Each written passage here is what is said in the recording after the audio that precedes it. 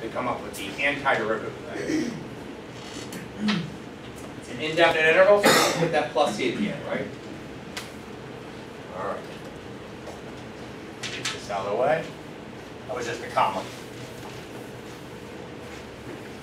Given that sine of x equals all this, find the indefinite integral. Or you could say evaluate the indefinite integral. You want to put that. Find that indefinite interval.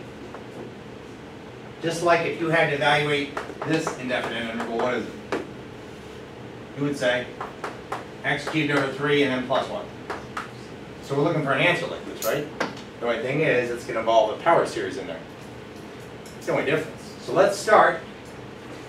I'm going to write it right here. I've got an x cubed and I have a sine of x cubed. So all I'm doing right now is I'm rewriting this. But I want a color code. What's in this parentheses? X cubed. I want a color code. What was this? This was a x. What's right here? An x. I gotta leave that x cubed out in front. I gotta just let that hang. But I'm gonna replace this sine of x with all this junk.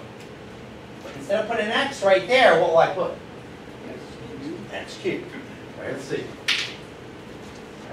Make it slow. Leave that as is. You just stay put. This becomes, now I start writing all this. There we go. Wah, wah, wah, wah. N equals 0. Infinity. Just repeating everything I see. -1 to the n. Division. 2n plus 1 factorial. Okay? Now, what's getting raised to the 2n plus 1? What goes right there? X cubed. Does everyone see that? I replaced x with the x cubed. This is this. When I'm walking around the room, does that go with all that? You got it. Now, you okay with what I did? Nice. So now we're going to integrate this like x to the 5th, which is 6 over plus c. But the first thing is, we got to make sure we got a solo x. X raised to some power. You see this dude over here? We got to connect him with this one. So first, what's x cubed raised to 2n plus 1? X to the 6 plus 3. X to the 6n plus 3 is what's represented here. Very good, Isaac. So when you see what he's doing? He's going to start here and write this as x to the, and he distributes that 3 to both of these. Like a multiplication. You all know if I did x to the 2nd cubed, you just multiply x to the 6th. He's saying you got to distribute that 3 to the 2n plus 1. So this becomes x to the 6n plus 3. Well, I'll write that. Even though some of you do 2 steps at once. N equals 0, infinity, -1 to the n. X to the 6n plus 3. And what's this all over? 2n plus 1 factorial. Dx. Now, I need you to carry this dude over here with this one. So I'm going to move it. You ready for me to move it? Just so you can think about what's this simplified. So there's an x cubed here, I'll put it right next to it. I'm just moving you now. You were there, I'm now putting you here. How do you do with that? So mathematically, what does that simplify? Is that x to the 6th or x to the 5th? What do you do with those powers in that example in an algebra class? You add the powers. He says you add them, 2 plus 3. You would say, and I'll write that, you go 2 plus 3 to get x to the 5th. See, before we multiply here, now I'm adding. So what's 6n plus 3 plus 3? 6n plus 6? Write my integral symbol here. N equals 0, to infinity, -1 to the n. X to the 6n plus 6, all over 2n plus 1 factorial. Everyone outstanding. Please note, there's people who can do this to this step in their head in one shot. That's okay. Anybody in here can go, okay, 6n plus 3, add a 3, 6n plus 6. Let's sage a little right. So am I done? It said find the indefinite integral. No, but the hard part's over. The hard part's over. This is what I want to highlight. We're just dealing with, there it is, with respect to x. And there's that x. And all you got to do is pump that up by 1 and divide that number. So again, I really like to review this. You're like, what do you do here? You say x to the 6 over 6. Well, that means this is what happens when you do this. Isn't that what goes on? X to the 5 plus 1 over 5 plus 1? So what's this final answer, the indefinite integral for this? I'm going to write everything. The power series, here comes my equal sign, n equals 0, negative 1 to the n. There's a 2n plus 1 factorial in the denominator. All that carried. Well, what happens at x to the 6n plus 6? I need you to just pump it up by 1. What would it be? Did I forget anything? You got to divide by that, right? Okay. Does it get a factorial or anything? No. It just gets to divide. And because it's an indefinite integral, I'll put the plus constant. There it is. Professor. Let me fix that to infinity. I got a 0 up there. What do y'all think?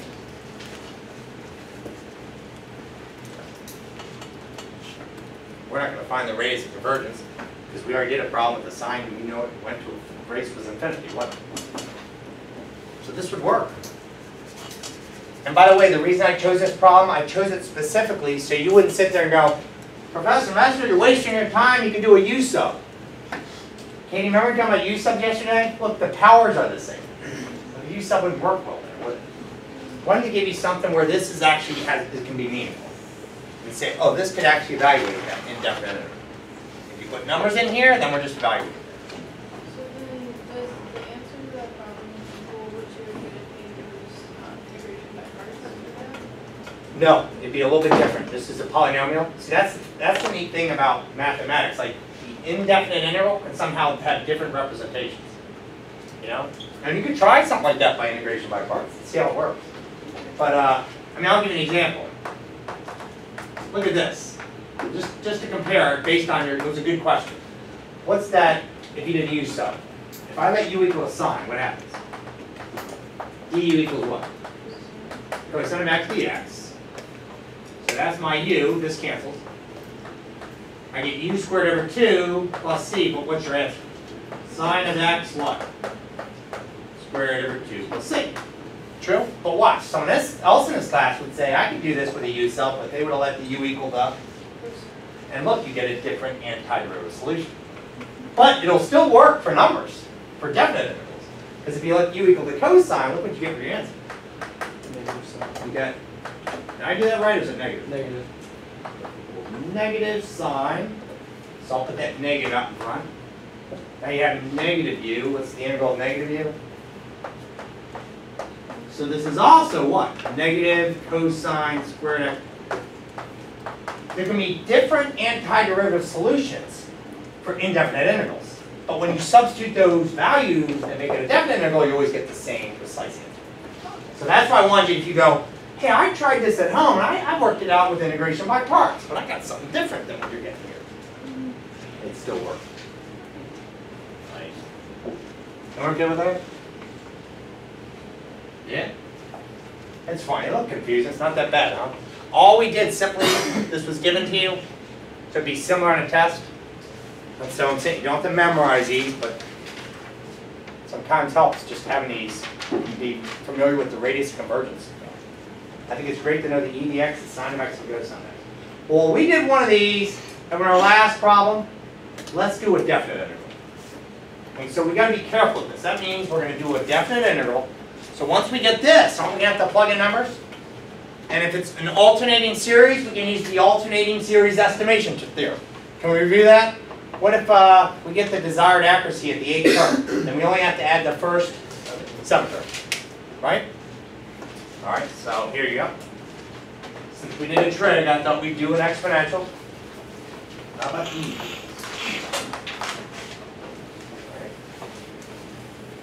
I'm doing this from memory, so make sure I did this right. Is that right? I mean, I've got them memorized too. Is that the one we proved? All right, so given that, they want you to, oh, and this is number 54 from the textbook. Now I'm taking this problem exactly from the textbook because it's easy. In section 11.10. And they got x squared this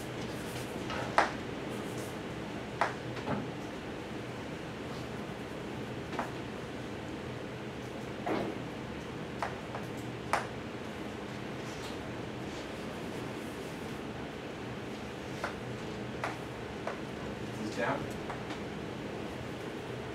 0.5 x squared e to the negative x squared.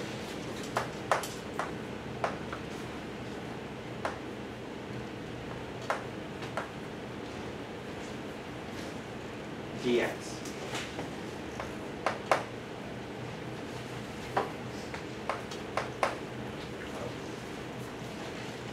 Given that, we're going to evaluate that.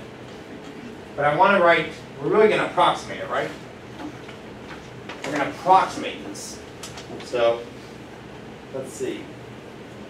They said within error 0.001. Hey, what if they said 3 decimal places? Can we talk about that? If they say get the answer, accuracy. If they wrote this accuracy to 3 decimal places, I would want to make sure until I got a term that I saw this. Does this make sense? And I'm going to say the word at least. This is what I'm going to be careful. I mean, I want to at least look for a term that gets this. And then what I could do is, let's say this occurred on the 5th term. I want to check if I add the 5th term to the previous 4 terms, does the 3rd decimal place not change? That's what it means.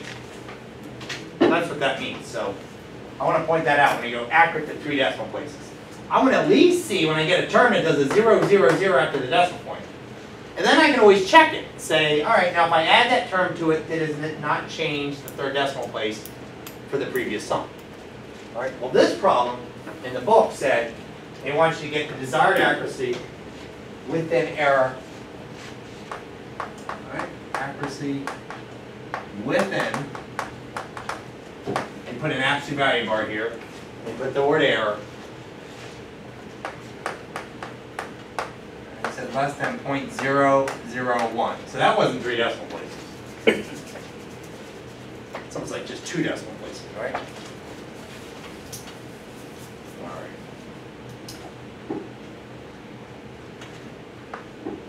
Keep in mind, I want eventually, you and I are going to have to fill out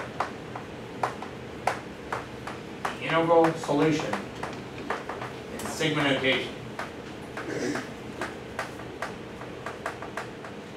I'll put a big blank here. Then you and I can look at, well, what's like the first 3 or 4 terms? We'll write them out. That means we'll just plug in all the numbers. We'll write all those first 3 terms out. And then we're going to put here our final answer to this question, which will be a number that we're actually going to approximate this integral using the Taylor series, and we're going to have this accuracy.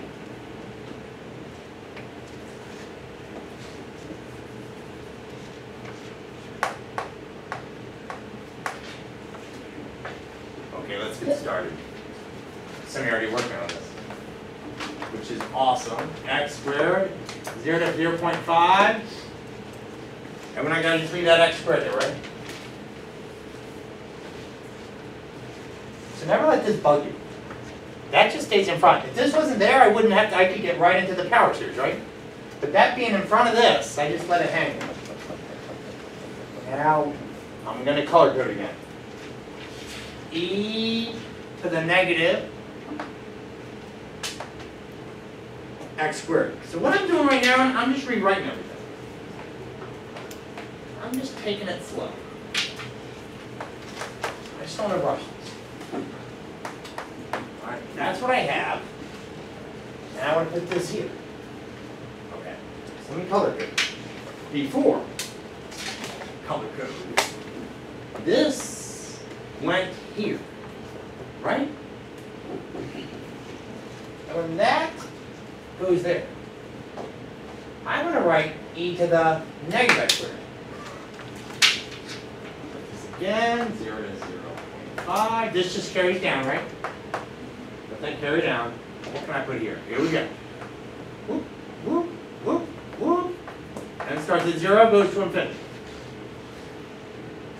What's going to the end now? You got? I'll put a parenthesis just to highlight this. He goes in here is now not that, but up. So that confuses you during a test. Use a pen and a pencil. Use a pen and a pencil or something. I'm going to make sure that this goes there. This goes there. Is that what I got at?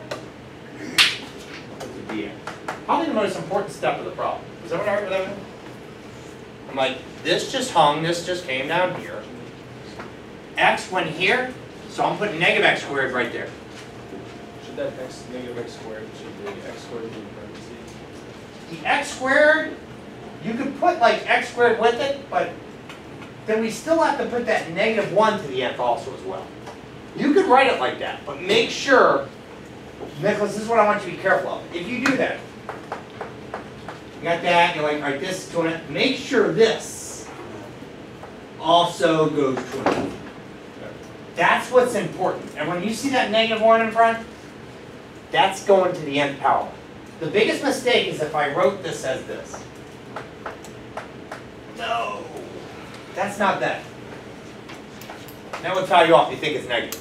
That negative 1 is getting raised to the 1. So I'm going to rewrite this now. So Nicholas, that was a great question. I mean, you could put the prime, but then we'd have to write negative 1 to the end. So I'm going to write this again. I think I'm going to write it that way.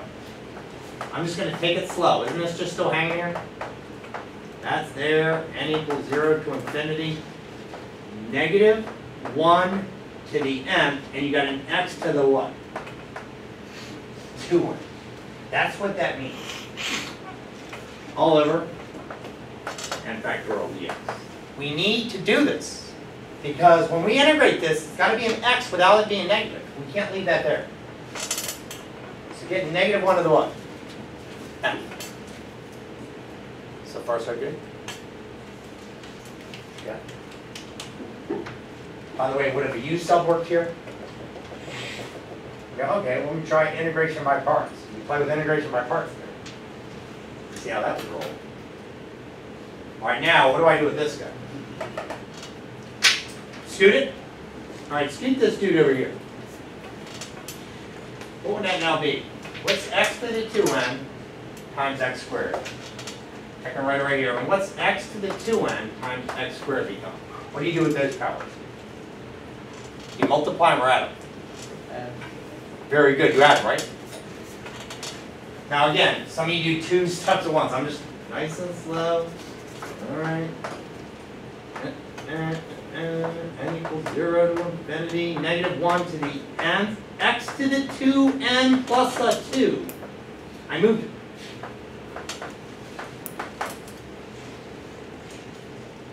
Okay, I'm ready to do the integral. I'm now going to do the integral, right? But what am I integrating this with respect to? Which letter? A lot of variables in there. Only with respect to x. So x squared becomes x cubed over 3. X to the 5th becomes x to the 6th over 6. Then this should become x to the 2n plus 3 over 2n plus 3. Everything else will just stay. There we go. But then this is a definite integral. So I'm going to write that. Here we go. So somebody might go write it here. Not yet. We're a step away. So I'm still put this.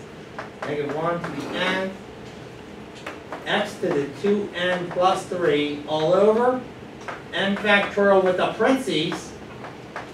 2n plus 3. but this isn't a plus Charlie now, because it's a definite integral, and I'm going from 0 to what? 0.5. Look, the integral symbol was now removed. Alright, now, good news. What is this? What letter is that? N or X? So I'm going to write, and that's an X equal to this, and that's an X equal to that. We're just going to plug these into X. Doesn't it? How did you get 2 plus 3 here? So what I was doing here, now it's time that we can remove this integral. And here, how do you do the integral of x to the 7th power? Well, you say x to the 8th over 8, but think of it as what? X to the 7 plus 1 over 7 plus 1, right? And that's what we're doing here. And then, what about the other stuff? Those didn't have x's, so that's like your constant, true? Nice. And then here, now I want to remind you, these are x values. So when I plug this in, this doesn't go there. This 0.5 doesn't go there. It goes in for what letter? It goes right there. So I'm going to put a 0.5 in, replace the x. Now the good news, what happens when I put a subtraction sign and I put the 0 there? It just goes away. So I'm now going to write this.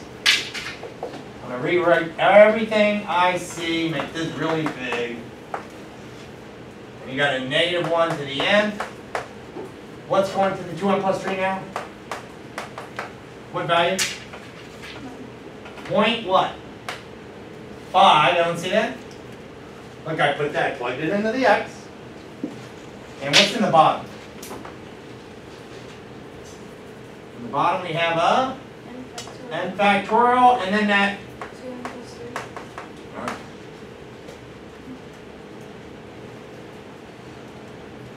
So do I have to put the plus c? No, because it's definite integral. This is evaluating that integral. Okay, but now you're like, well, how accurate? Okay, they want this.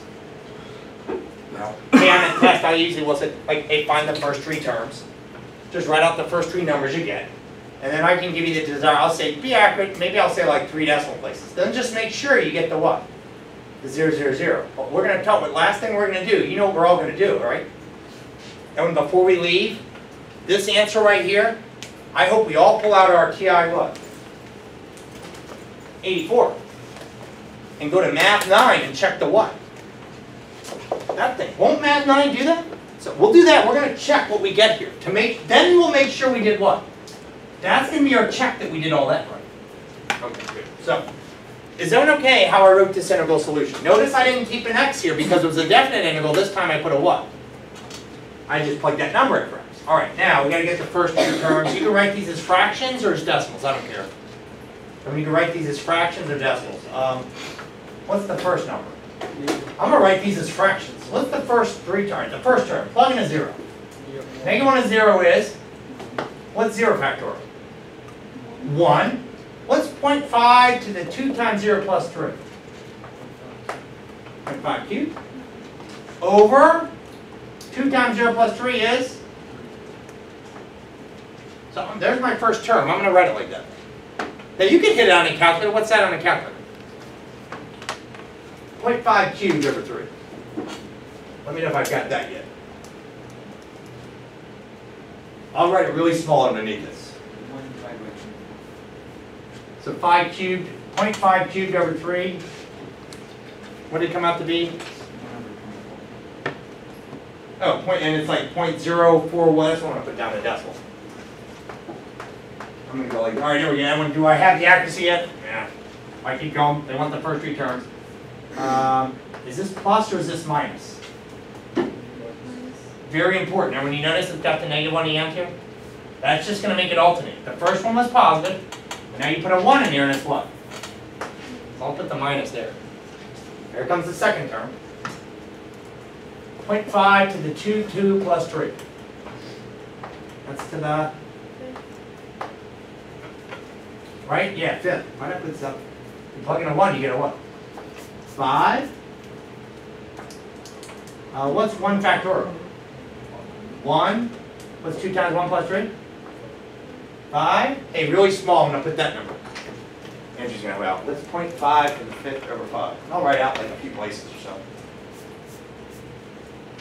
0.00625. We're getting closer. But that's not what? smaller than that, right? So we got to keep going. That was a positive, that was a negative, this is a what? Positive, right? The first three terms. What do you get here? Keep going, this is going to be positive. What's 0.5, plug in a 2?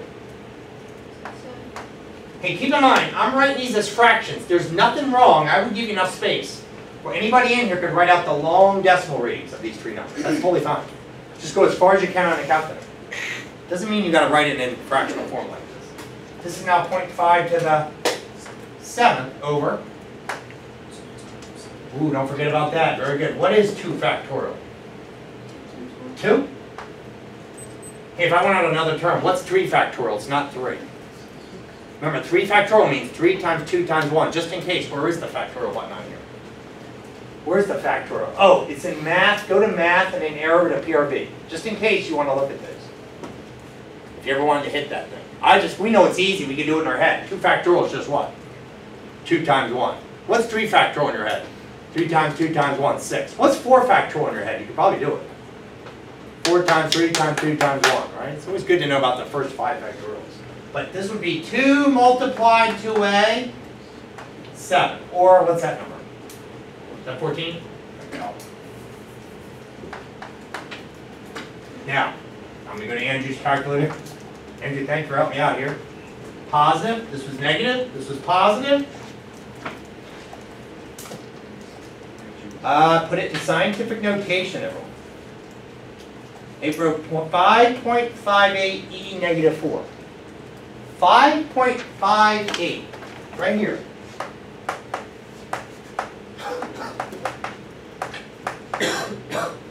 Doesn't that mean 5.58 times 10 negative 4?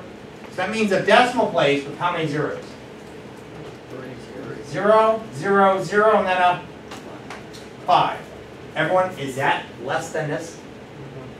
So by the alternating series estimation theorem, I only have to get this accuracy, I only have to add up which 2 numbers. This is all I have to type on my blank screen. But, I want to be clear, what if I add this to this? It'll just make it more what? More accurate. So don't worry if you're like, oh gosh, what if I add the next one? What if you added 3 more terms? It will just make it more accurate.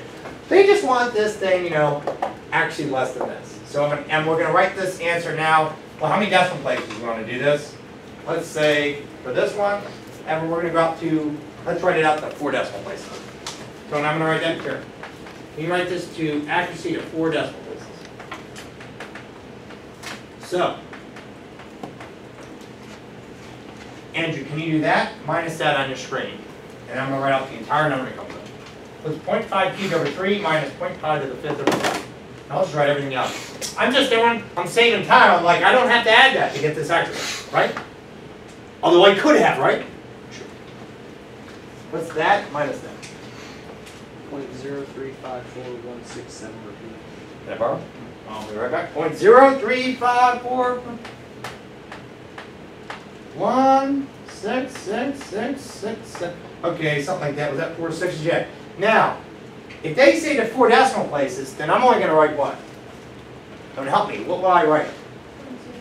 I'm only going to write 0.035, and that's a 1 there after the 4. Should I round it up or keep it 4? There you go. That's what I'm going to put for my answer.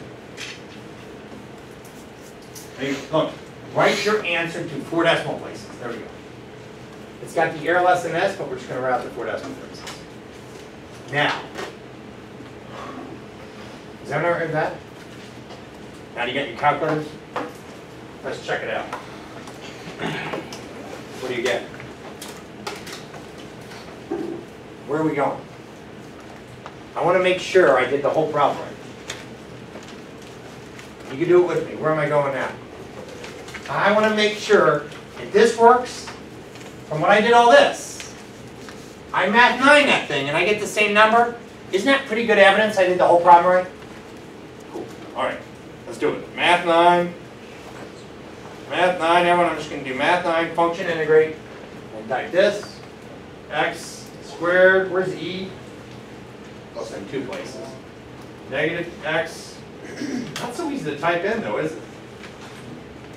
e to the negative x squared, close that off, comma x, comma 0, comma 0.5.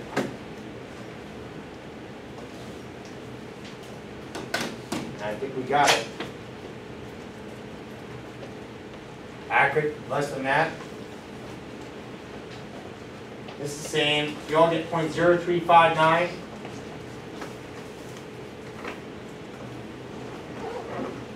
We got these first three numbers right there. That would be the actually less than that. Let's see how we get the 0.03. So even there, if we only had that accuracy, you can see what's coming up here. We're getting this to what? 0.035.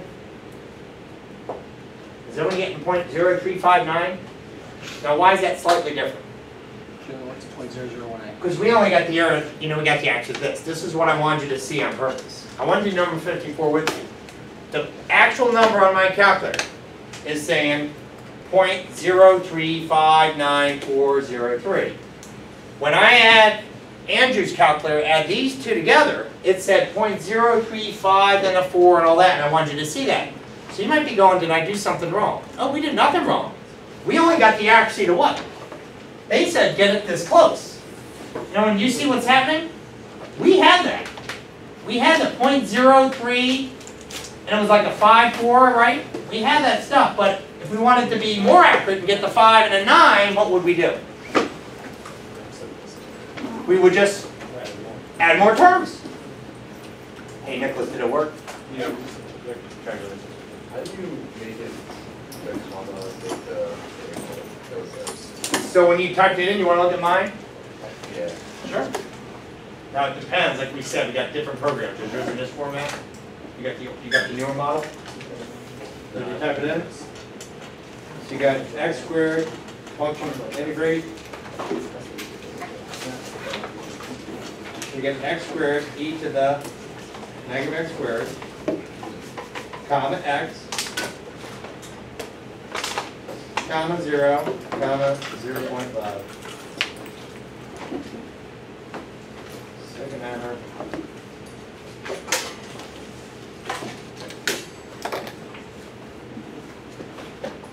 Multiplication.